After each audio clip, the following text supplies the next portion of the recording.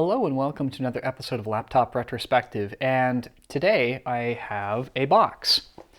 More importantly, what is in the box is the Pixel 4a. At least, I certainly hope that's what's in there because that's what I ordered. For those of you that have been following me on Twitter, you know that I've probably been looking for a new phone to replace my Galaxy S8 for quite some time. The S8 has been a good phone, but the battery is just not holding up. It's starting to get a little bit on the slow side, and the software updates are going to be cut off very soon. What really attracted me to the Pixel 4a was the balance between features and price.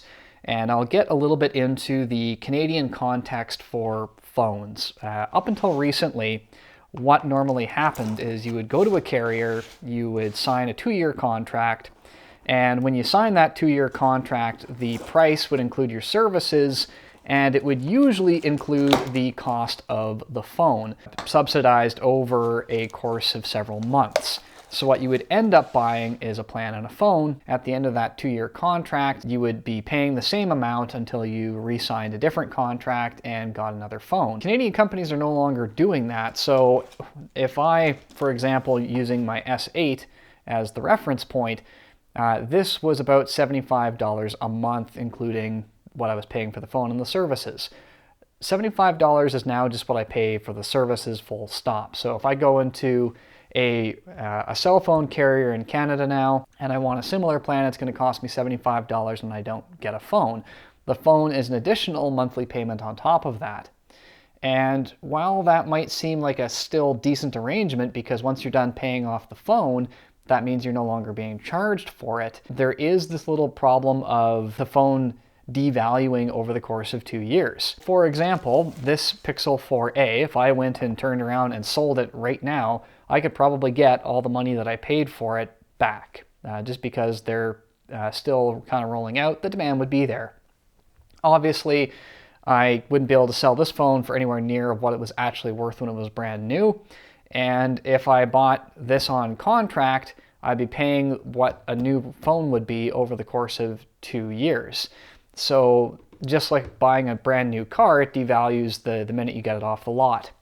Now, this will happen no matter what phone you buy, so what makes the Pixel 4a special? The price. So this was just over 500 Canadian dollars, which means that I'm not paying a huge amount of money up front and I get the phone that I want. So I settled on the Pixel. I was very tempted by a lot of Motorola's offerings. However, Motorola is really hard to get a hold of here in Canada. This was not. I was able to order it directly from Google. And the one thing that I really like is the size of the phone. It's very similar to, if not a little bit smaller than my Galaxy S8, and I don't want a big phone. So this is a perfect solution for me. So I've got the phone. I have a bundle of booklets, which I'm sure will be interesting. And then of course we have the cable. We've got an adapter, which is just regular USB to USB Type-C, and then we've got the wall wart. I guess this is worth pointing out now because of what Apple is deciding to do with this phone, so there you go, soak it in.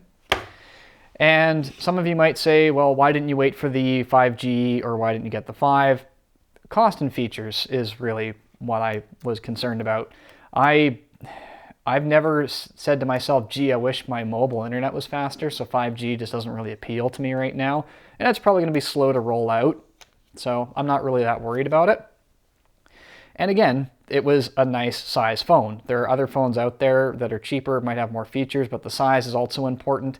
The fact that it has NFC is also pretty significant to me. I'm going to go and set this up and start using it. You'll probably see a video in the future once I've had some time to use it and develop some opinions on it. I'm especially excited to learn more about the camera, and maybe I might even get a case for it. We'll see. If you've got any recommendations, please leave them in the comments down below. And if you want to be updated when I release more videos on this, I'll encourage you to do the big 4. Please like the video, share, subscribe, and hit that notification bell, and you'll be notified as soon as I release my next part in this series. So thank you so much, and I will see you next time.